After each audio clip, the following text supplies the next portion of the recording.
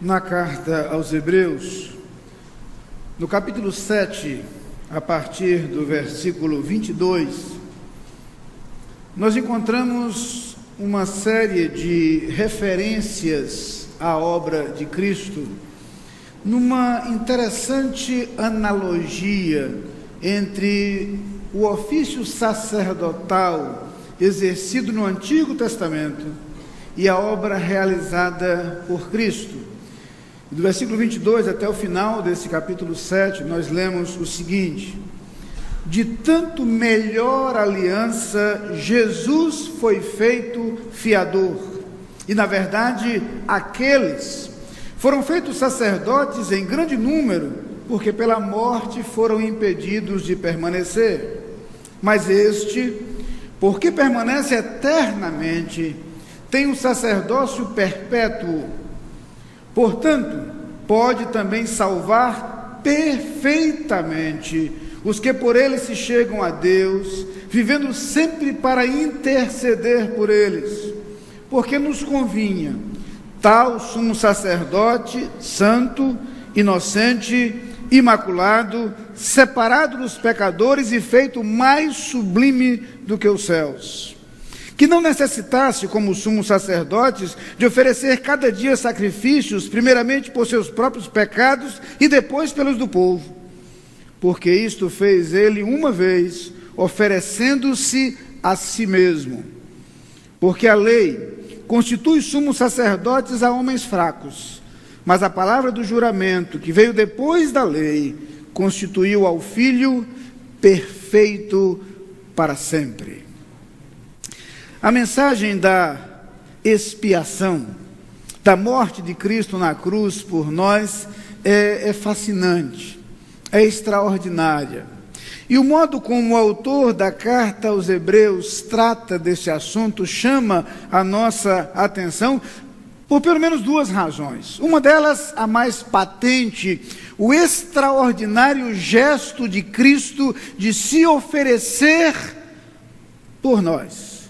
E como acabamos de ouvir nessa belíssima canção, em sua oração ele se coloca diante do Pai e diz: não se faça o meu querer, e sim o teu querer. Fascina por aquilo que Cristo fez por nós, mas também nos fascina pela extraordinária coerência da mensagem da expiação. É bem verdade que alguns tiveram dificuldade para entendê-la. Quando escreve aos Coríntios, em sua primeira carta, no capítulo 1, a partir do versículo 18, Paulo diz o seguinte: porque a palavra da cruz é loucura para os que perecem, mas para nós que somos salvos, é o poder de Deus. Porque está escrito: destruirei a sabedoria dos sábios e aniquilarei a inteligência dos inteligentes. Onde está o sábio? Onde está o escriba? Onde está o inquiridor desse século? Porventura não tornou Deus louca a sabedoria desse mundo? Visto como na sabedoria de Deus o mundo não conheceu a Deus pela sua sabedoria, aprouve a Deus salvar os crentes pela loucura da pregação. Porque os judeus pedem sinal e os gregos buscam sabedoria, mas nós pregamos o Cristo crucificado, que é escândalo para os judeus e loucura para os gregos, mas para os que são chamados, tanto judeus como gregos, lhes pregamos a Cristo, poder de Deus e sabedoria de Deus. Sempre me intrigou o modo como Paulo se referia à cruz nesse texto como sendo loucura. Por um instante fui tentado a achar que o texto, a palavra de Paulo se referiria a algum tipo de incoerência, de irracionalidade, de falta de sabedoria no projeto da cruz. Com o tempo, porém, pude perceber que na verdade não é a isto que Paulo se refere. Não há qualquer resquício de incoerência ou de falta de lógica na proposta da cruz. Paulo se refere ao fato de que os judeus jamais entenderiam como a salvação poderia vir numa cruz, símbolo para eles de maldição. Por isso a expressão escândalo para os judeus. Os judeus jamais poderiam entender como a cruz poderia ser o instrumento da redenção. Os gregos jamais poderiam entender a graça da salvação. Sim, porque para eles a salvação teria que ser adquirida, teria que ser merecida, teria que ser conquistada pelo esforço humano, pela sabedoria humana, pela capacidade humana, pelas obras humanas, pelo que fosse. Era difícil para eles entender que a mensagem da salvação é a mensagem da graça. A despeito, porém, dessa dificuldade dos judeus em entender a salvação na cruz, ou dos gregos em entender a salvação pela graça, a proposta salvífica é perfeita. Fala de um Deus santo que não pode conviver com o pecado. Fala de um homem pecador que jamais conseguiria, por seus próprios esforços e por sua própria capacidade, compensar os pecados cometidos. Fala de nossa incapacidade de alcançar nossa própria salvação. E fala então de um Deus que, pleno em justiça e absoluto em amor, propõe a redenção pela substituição. Sim, alguém sem pecado teria mérito suficiente para trazer e proporcionar o perdão, mas o pecado teria que ser pago. Era indispensável que o sacrifício fosse feito. Para que o entendimento fosse mais claro, Deus então estabelece o ofício sacerdotal. E os sacerdotes, e mais precisamente o sumo sacerdote, representava a imagem de mediação, alguém que representaria o povo diante de Deus. Alguém que ofereceria sacrifícios pelo pecado do povo. Alguém que alcançaria a graça de Deus pelo sacrifício de um animal perfeito, sem defeito. O que o autor da carta aos Hebreus vai nos explicar é que esse projeto de Deus, apresentado no Antigo Testamento, era apenas uma sombra do definitivo, do perfeito, do completo e do eterno plano de Deus. Aqueles sacerdotes do Antigo Testamento, uma imagem do sumo sacerdote perfeito que um dia viria. O texto lembra que aqueles sacerdotes tinham que ser muitos, porque eles morriam, tinham que ser substituídos. Deus um dia enviaria um sacerdote eterno. Aqueles sacerdotes precisavam primeiro oferecer sacrifício por seus próprios pecados, porque eram pecadores. Para só então, purificados dos seus pecados, oferecerem sacrifício pelos pecados dos outros, do povo. Deus um dia enviaria o sacerdote perfeito, sem pecado, sem mácula, que não precisasse oferecer sacrifício por si mesmo, mas que pudesse ser Ele próprio o sacrifício pelos nossos pecados. Deus estabelece no Antigo Testamento um animal que simbolicamente receberia os pecados do homem e morreria pagando o preço por aquele pecado, uma vez que o salário do pecado é a morte. Mas um dia Deus enviaria aquele que é apresentado por João Batista como sendo o Cordeiro de Deus, que tira o pecado do mundo. E então veio o sumo sacerdote perfeito, o sumo sacerdote eterno, que jamais precisaria ser substituído, que não precisaria oferecer sacrifícios por seus próprios pecados, porque ele não os tinha, mas o sacerdote que se fez holocausto, o sacerdote que se fez oferta, o sacerdote que se fez sacrifício. Por difícil que nos pareça entender o gesto de Cristo, por difícil que nos pareça entender a salvação tão preciosa, outorgada gratuitamente, é esta a mensagem do Evangelho. E é esta mensagem que fascina. Deus amou o mundo de tal maneira que deu seu Filho unigênito, para que todo aquele que nele crê não pereça, mas tenha a vida eterna.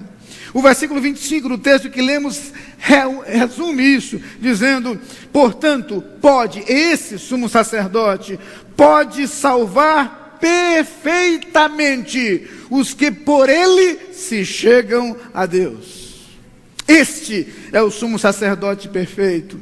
Este é o sumo sacerdote eterno, este é o sumo sacerdote completo. Em Cristo a obra se completa, em Cristo a obra se realiza. E é por isso que, conquanto parece loucura para aqueles que não conseguem entender a graça de Deus, esta mensagem é poder, esta mensagem é salvação, esta mensagem é esperança, esta mensagem é certeza de vida eterna. Por difícil que pareça para alguns entender, é maravilhoso conviver com a convicção de que nenhuma condenação há para os que estão em Cristo Jesus. Por difícil que possa ser ao mundo entender essa verdade, como é maravilhoso ter a convicção afirmada e reafirmada nas Escrituras, de que quem crê no Filho de Deus tem a vida eterna. É verdade. Sempre houve quem achasse que a salvação deveria ser comprada, adquirida, conquistada ou merecida. Isso não seria impossível. Sempre houve quem achasse que o relacionamento com Deus deveria ser dado por méritos. Isso jamais seria conquistado por nós.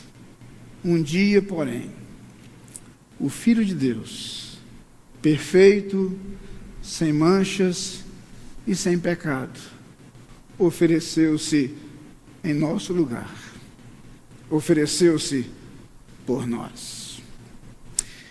É bem verdade que desde o Antigo Testamento Deus já tentara ensinar isso. As profecias já falavam disso. Isaías 53 fala daquele que viria justamente para que por suas pisaduras, por seus sofrimentos, por suas feridas, nós fôssemos salvos. Alguém que viesse para levar sobre si nossas enfermidades espirituais, nossos pecados, nossa condenação. Alguém que viesse para ser o sacrifício, para que por meio dele alcançássemos a paz. A paz que se torna verdade quando somos nele justificados. E diz o apóstolo Paulo na carta aos Romanos que justificados mediante a fé, temos paz com Deus por meio do nosso Senhor Jesus Cristo. Não somos merecedores. Um dia, porém, o sumo sacerdote eterno e perfeito veio ao mundo para oferecer sacrifício por nós. Sacrifício perfeito só em si mesmo seria encontrado. E ele pagou esse preço. Ele pagou esse preço. Para que essa mensagem jamais fosse esquecida, para que essa mensagem jamais fosse abandonada, Jesus reuniu os seus. E num gesto inesquecível, antes de ser preso, nos momentos que se aproximavam de sua prisão, ele reparte com eles o pão e diz: isto é o meu corpo que é dado por vós. Loucura? Este cálice é o cálice da nova aliança no meu sangue. Algo incompreensível? Talvez no primeiro momento sim. Mas quando Jesus vai à cruz, a verdade se revela. Quando o véu do templo se rasga de alto a baixo, a mensagem se completa. Em Cristo temos acesso ao Pai. Em Cristo nossos pecados são perdoados. No seu corpo entregue por nós o sacrifício para pagar o nosso pecado. No sangue derramado na cruz, o lavar dos nossos corações. Em Cristo a redenção é possível. Em Cristo a redenção é gratuita. Em Cristo a redenção é uma realidade. Ainda na carta aos Coríntios, Paulo diz que Deus estava em Cristo, reconciliando consigo o mundo, não lhes imputando os seus pecados.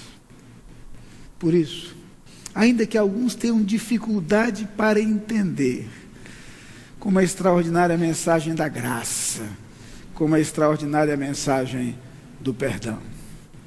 Ao celebrarmos a ceia do Senhor, ao relembrarmos o gesto de Cristo, ao se despedir dos seus discípulos antes da prisão e da crucificação, é bom lembrar que Ele, e só Ele, pode salvar perfeitamente os que por Ele se chegam a Deus.